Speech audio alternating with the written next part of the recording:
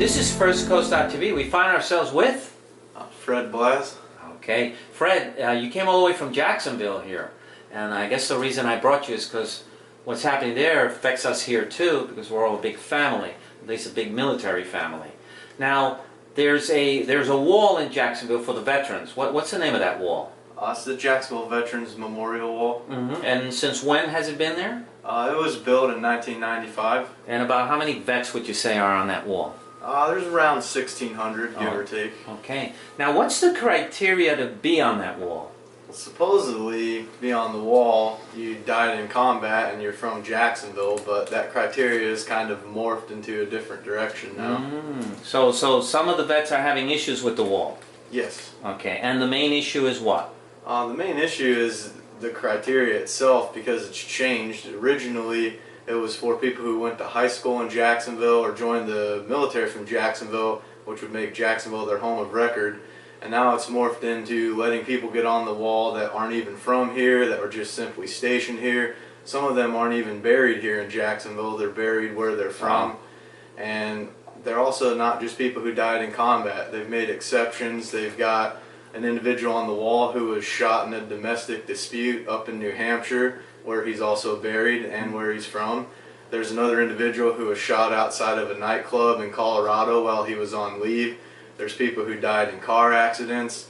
Another individual was found in a drainage pond, and he's on the wall. But we also have people there, Medal of Honor recipients, people who died boots on the ground in combat, and it kind of detracts from the message of the wall to put somebody on. I mean, it's tragic that you died while you were serving your country. We all die. But there's a difference between a car accident and an honorable combat death. So the criteria is that you need to die in combat or from wounds from combat to be on that wall.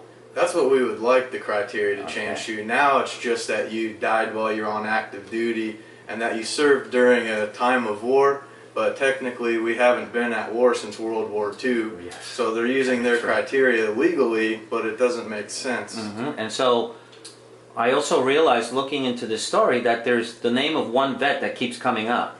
Yes, Sergeant Randall Hansen. Tell us something about Sergeant Hansen. All right, Sergeant Hansen was a Marine veteran. He did 2 tours of combat in Fallujah. After his first tour, he got out of the Marine Corps, was back in Jacksonville going to school at UNF. Then he got stop loss and recalled to go on a second tour. And when he came back, he just wasn't the same. He didn't come back from the battlefield. He was struggling with PTSD. His family was trying to help him to their most extent. He had tried to get help from the VA. He'd been denied multiple times for appointments. And then one night he just couldn't handle his struggle anymore, and we tragically lost him to his PTSD. And we were trying to get him honored on the wall because PTSD is a huge issue many veterans are facing. And me personally, I've lost more friends to PTSD than I did on the battlefield from my unit. So we wanted to bring attention to it. His family went through a terrible situation, and we believe they should be honored. When we submitted his name for addition, they said he didn't meet the criteria, so we said, okay, you know, we understand what your criteria is. But then we saw the other names they added on that year, which were some of those cases that I shared with you, that people who weren't from Jacksonville, they were people who died from non-combat related deaths. So then we started questioning, you know, if you guys made exceptions for these cases, why are you excluding Sergeant Hansen and his family's sacrifice? Well, I'm amazed that they don't consider someone who dies of PSD is not dying from a combat-related injury. That boggles my mind. So my next question is, what would you like the people who run this wall do? I would like to see them, first of all, fix the criteria, go back to Home of Record Jacksonville, because they say that's not what they meant. Well, if that's the case, it says Home of Record on the wall, so that doesn't make sense. Go change the criteria from died on active duty to died while serving in combat operations or in support of combat operations, and that would also take away the served during a time of war, which doesn't make sense. And then everybody on that wall would truly be a hometown hero who's from Jacksonville and died serving their country. Okay, so who's the key master?